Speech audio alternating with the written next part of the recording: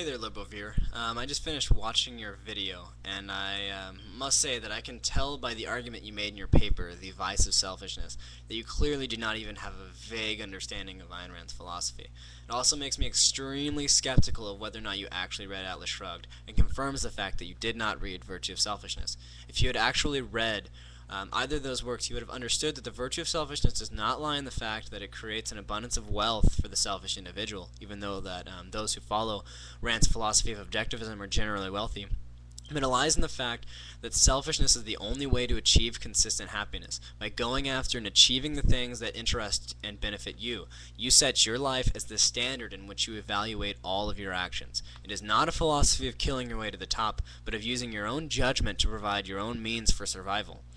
It's a philosophy of rational self-interest, and the only kind of social system that is compatible with the idea of selfishness as a virtue, and as a consequence, freedom as a value, since the desire to be free is a completely selfish desire, is capitalism. Ayn Rand rejects the ideas of altruism not because she thinks helping your neighbor for free or your family and friends for free is a bad thing, but because essentially altruism promotes slavery of the mind and body. You would have understood this if you would have read Galt's speech towards the end of Atlas Shrugged. There's nothing wrong with giving food to your starving child, but it is a great moral crime to instead give that food to someone else's baby and let yours starve. You argue that removing the social safety net, which I can only infer means progressive taxation, and allowing people that we could help simply to let them suffer and die is wrong. A few points you don't seem to understand. That safety net isn't going to be able to save every single individual. There will still be plenty of suffering and dying, even if you were to tax 100% of what everyone earned and gave it to those that didn't have jobs and didn't have food. Because not only because you wouldn't be able to give enough money to everyone who needed it, but now the people providing the wealth will be starving and homeless. Use the quantification, the people that we could help. Meaning, you use this phrase to say, it's understandable to let the ones that we can't help suffer and die. But again, under a tax system, and especially in today's modern world, there isn't anyone we couldn't just simply pick up out of the gutter and put in a home. However, there's just no way we could do it for every single individual on this planet. We would have to create a system based on arbitrary standards set by whomever the economic dictator might be at that time. This system would be based on who needs the most. Again, you're taking from everyone according to their ability and giving to everyone according to their need. It becomes a race of not who can produce the most, but who can need the most. You also don't seem to understand that businesses, more than any other welfare program, provide an abundance in safety, food, sheltering, and bright futures. They do this by providing jobs. It's basic economics. When people make money, they spend money. The more money they make, the more they spend. The more money that's spent, the more that other businesses can open up and thrive and hire people, getting more people off the streets and into homes with food.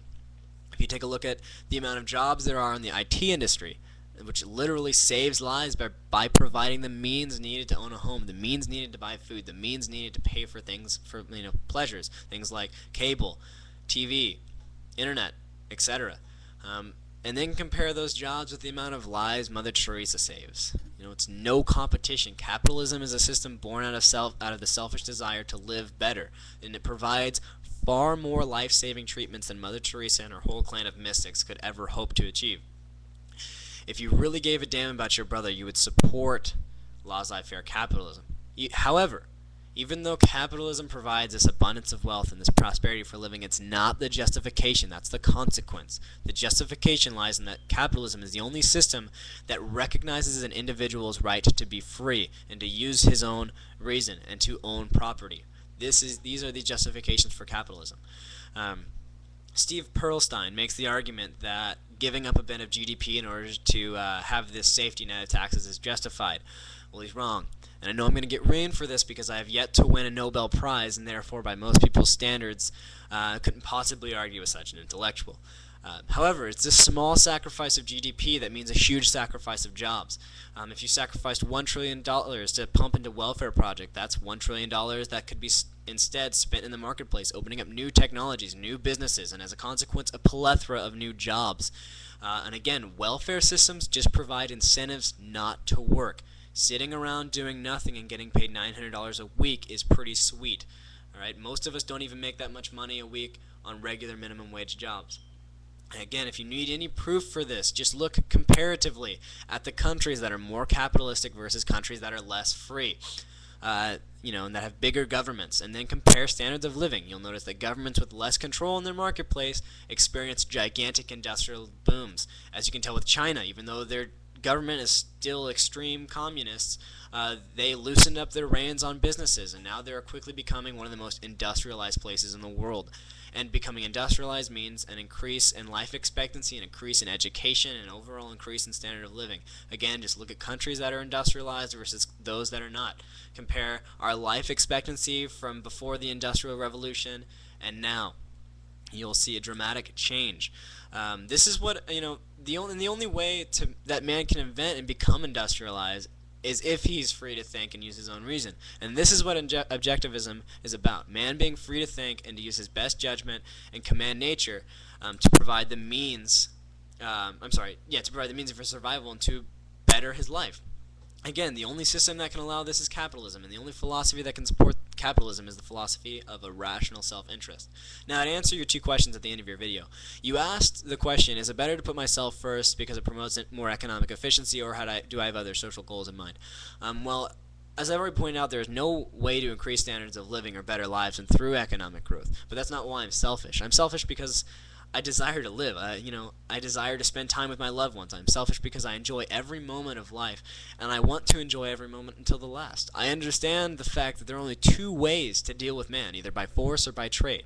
I understand that in order to be the happiest, I must deal with my neighbor by trade, not by force.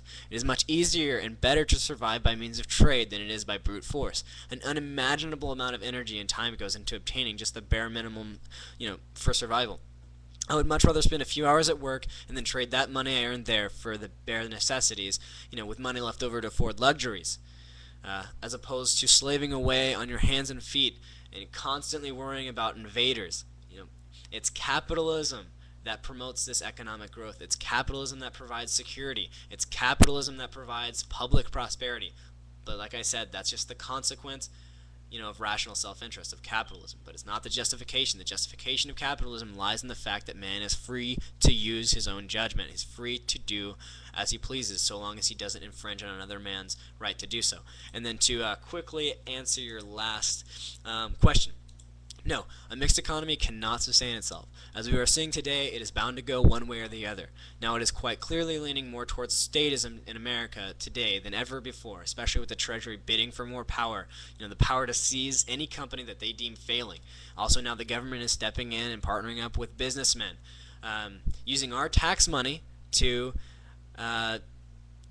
invest and raking in all the benefits.